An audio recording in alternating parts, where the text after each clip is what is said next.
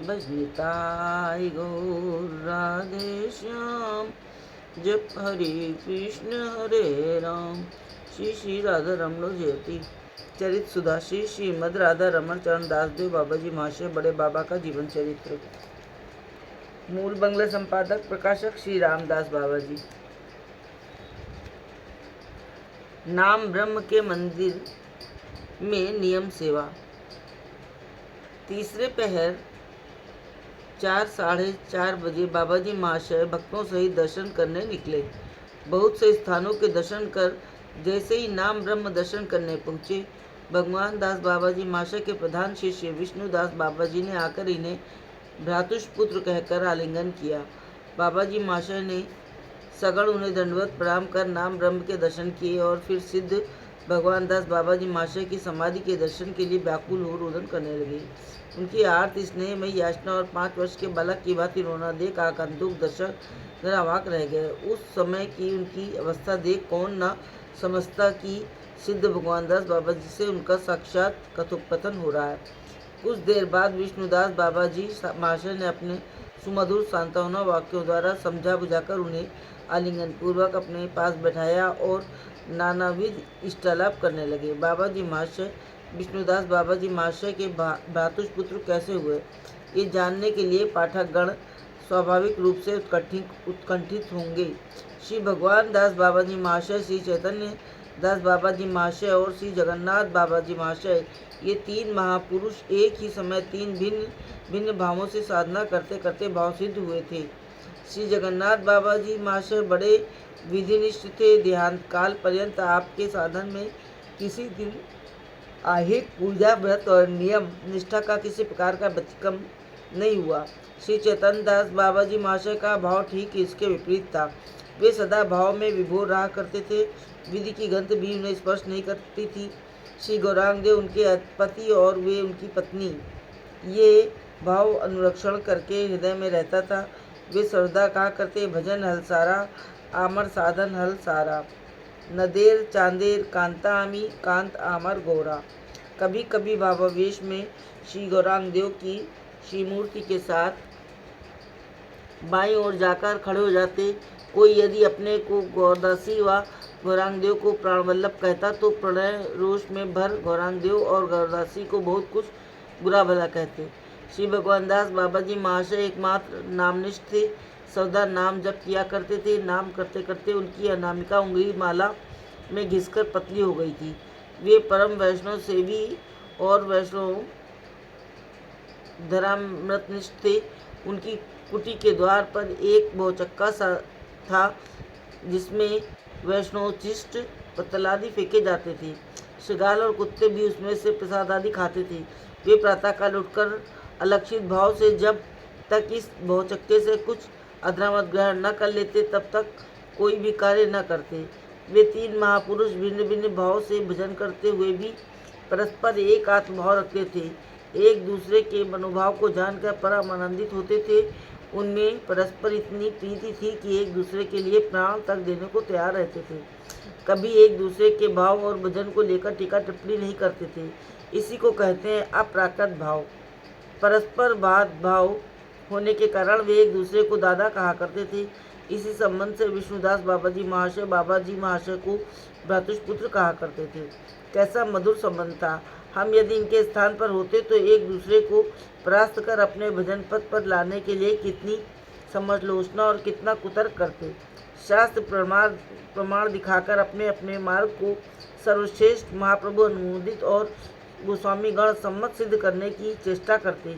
हम जन साधारण के निकट अपना पांडित्य स्थापित करने के लिए कितनी प्रचर्या और परनिंदा करते हैं, परंतु इस बात का विचार नहीं करते कि परचर्चा परनिंदा लब्ध पद प्रतिष्ठा रूप चंडालिनी जिस हृदय को स्पर्श कर लेती है, उस हृदय में फिर भक्ति देवी के लिए स्थान नहीं रहता। न हम यही समझते हैं कि किसी की साधना प्रणाली को लेकर वाद विवाद करना मुक्ता है और गोस्वामियों के मत के विरुद्ध है। अब इस समालोचना पर अधिक समय नष्ट कर केवल इतना कह देना पर्याप्त होगा कि हम सबका ये याद रखना कर्तव्य है।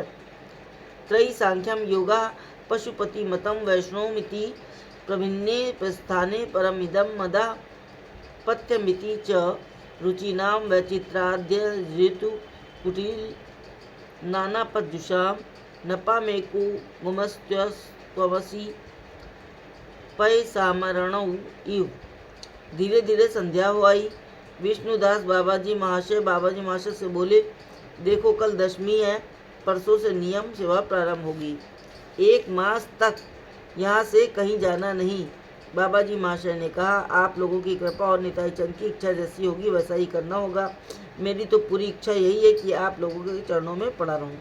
दूसरे दिन प्रभात में बाबाजी महाशय ने बहुत देर तक प्रभाती सुर में निताई गौर राधे श्याम हरे कृष्ण हरे राम का कीर्तन किया और सिद्ध बाबाजी महाशय की समाधि की समाधि के सामने जाकर बैठ गए। त्रिसंध्या कीर्तन करना उनका स्वाभाविक नियम था। अपनी भक्त मंडली को उन्होंने आदेश था कि लीला कीर्तन चाहे न हो, त्रिसंध्या कीर्तन अवश्य होना चाहिए। विष्णुदास बाबाजी किसी वैष्णव को देख उससे उपासना प्रणाली संबंधी प्रश्न अवश्य करते थे, किंतु वे प्रकृत तत्व जिज्ञासु थे। जब कोई उन्हें यथार्थ तत्व समझा देता तो बहुत संतुष्ट होते। उन्होंने बाबाजी महाशय से पूछा, भज निताई गौर राधेश्याम जब हरे कृष्ण हरे राम ये नाम तुम्हें कहाँ से मिला? नाम तो बड़ा सुंदर है पर आधुनिक है। पूर्व महाजनों की कृपा से हमें किसी प्रकार का अभाव तो है नहीं, फिर इस नए नाम का चलाने की क्या आवश्यकता? बाबाजी, बाबा आप तो मेरे गुरुजनों में से हैं, यदि अपराध ग्रहण न करें तो मैं एक हृदय खोल कर कहूँ। विष्णुदास, भाई मेरा स्वभाव उस तरह का नहीं है। मेरे साथ कोई कितना भी वादानुवाद करे, परंतु शास्त्र रूप से यथार्थ तक समझा दे तो मुझे किसी प्रकार का संतोष नहीं होता। फिर तुम्हारे मेरे बीच तो पिता पुत्र का संबंध है, इसलिए अपराध की कोई संभावना नहीं। बाबाजी, आपने कहा निताई गौर राधेश्याम हरे कृष्ण हरे राम आधुनिक है। निताई गौर राधेश्याम हरे कृष्ण हरे राम इन 8 नामों में कौन सा नया है? मुझे समझाने की कृपा करें तो उसी नाम को निकाल दूं। विष्णुदास, कुछ विचार कर, नाम तो कोई नया नहीं, पर नाम का क्रम नया है। बाबाजी, क्रम नया है, ये मैं ठीक से नहीं समझा। विष्णुदास, नए क्रम के माने यह है कि गौरांग देव पूर्णतम है, निताई उनके स्वरूप प्रकाश और अद्वैताचार्य उनके अंशावतार हैं। श्री गौरांग देव महाप्रभु और निताई व अद्वैत प्रभु हैं। अतः आगे महाप्रभु का नाम न लेकर प्रभु का नाम लेना ठीक नहीं लगता। गौर निताई राधे श्याम कहना उचित होता। बाबाजी, यदि अंशासी भाव से परिवर्तन करना है तो कृष्ण भी तो पूर्णतम है और महाभाव स्वरूपिणी राधा रानी उनकी शक्ति हैं, इसलिए गौर निताई श्याम राधे कृष्ण हरे राम हरे इस प्रकार रखना ठीक होगा। विष्णुदास, भाई विषय आश्रय तत्व के अनुसार श्रीमती राधा रानी आश्रय और श्री कृष्ण विषय है। आश्रय के अनुगत्य के बिना विषय की प्राप्ति नहीं होती। बाबाजी, ठीक ब्रज में ब्रजेन नंदन श्री कृष्णचंद्र एकमात्र विषय अर्थात प्राप्य वस्तु हैं। रक्तक पत्रक दास्य भाव से, सुबल मधुमंगल साख्य भाव से, नंद यशोदा वात्सल्य भाव से और गोपीगण मधुर भाव से उनके आश्रय हैं। जो जिस रस के उपासक हैं वो उसी रस के आश्रय के अनुगत्य में उपासना कर उसी भावयुक्त विषय को अनायास प्राप्त करते हैं। इसलिए आगे राधा नाम न लेकर कृष्ण नाम लेना भूल है। अब बताइए सच्चिनंदन, गौरचंद्र का किस प्रणाली से भजन करना चाहिए? किसके अनुगत्य में भजन करने से गौरांग प्राप्त हो सकती है? विष्णुदास, राधा शक्ति गदाधर पंडित गोस्वामी आश्रय और गौरांग देव विषय हैं। अतएव गदाधर पंडित के आश्रय में भजन करने में सहज में गौरांग देव की प्राप्ति हो सकती है। बाबाजी, अच्छा, गुरु प्रणाली का क्या तात्पर्य है और उपासना मार्ग में इसकी आवश्यकता क्यों है? विष्णुदास, महाप्रभु की अनेक शाखाएं हैं। जो व्यक्ति जिस शाखा का अनुगत है उस शाखा की परंपरा श्रेणी का नाम ही उसकी गुरु प्रणाली है।